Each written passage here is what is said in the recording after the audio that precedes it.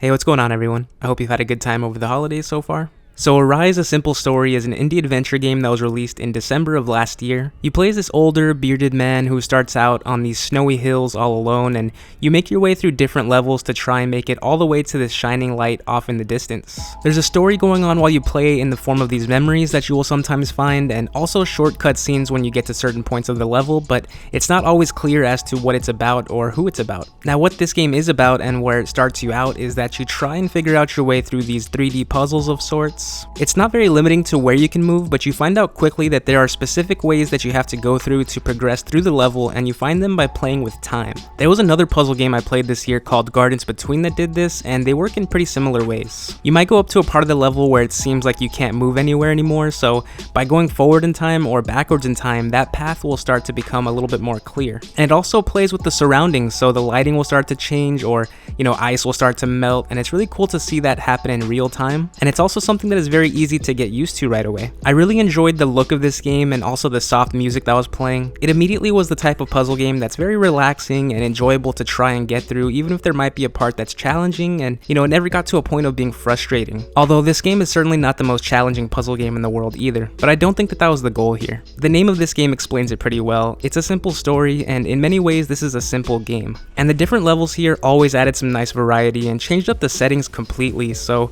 while it might have started out with just a few things to jump to and seeing that snow rising or melting, that quickly became completely different with the next levels, like the one with the bees and the snails and traversing your way through all these sunflowers. And they had some really creative level designing and mechanics going on here as well, like the one where the world was essentially starting to crumble, or at least this part of the world was, and you had to work your way with these parts of the mountain breaking and falling apart from itself, and this massive rock hurtling towards you, and it was a really clever way of giving this game a fresh feel as you kept going further and further. I think what this game ultimately does best here is to make us feel the emotion of what it's portraying. There are some moments of real darkness and sadness, and you can feel that. The visuals and music and the atmosphere are always in tune perfectly to what is going on, and it puts you in the perfect mindset for that. Story-wise, it really is a powerful journey to go on too, and it's not too much of it for someone that might want it to be more gameplay based either. I really think it's just the perfect amount for a game like this. And when it comes to the gameplay, it's also not a rinse and repeat for each level that you'll do. There's of course the same basic things that you will be doing again and again, but it doesn't always feel like you're doing those same things. You might be hanging on to one of these bees so it can take you to a part of the level that you need to go to, and the next level will use that same mechanic, but you'll hook yourself onto a falling boulder or a tree, and it never makes it feel stale. Especially as you continue to progress further through this, and maybe around the middle point of the game, you get to see some really stunning levels that take a complete left turn from the things at the start of the game, and that was just really, really cool to see. I really wanted to play this last December when it did come out, and I just never got around to it, and so it was great to finally pick this one up and play it in the time of the year that I think it was really built for. It might not be snowy and winter based for a lot of it, but there is a certain holiday spirit within this game. It's emotional, it's relaxing, it has a very human story at the center of it, and it's a lot of fun to play. I think this one will be a great time for any time of the year really, but if you're looking for something to play right now, if you happen to be watching this around the holidays, I think you should give this one a look if you haven't played this one already. I feel like it's gone a bit under the radar based on what I was able to find for it when I looked it up online, and I really do think this one would be a surprise for a lot of people. But yeah, that's really all I got for this one. Thank you all so much for watching this. I hope you enjoyed it. I hope you're all doing well out there and staying safe as we head into 2021. I hope to see you all in the next one, and until then,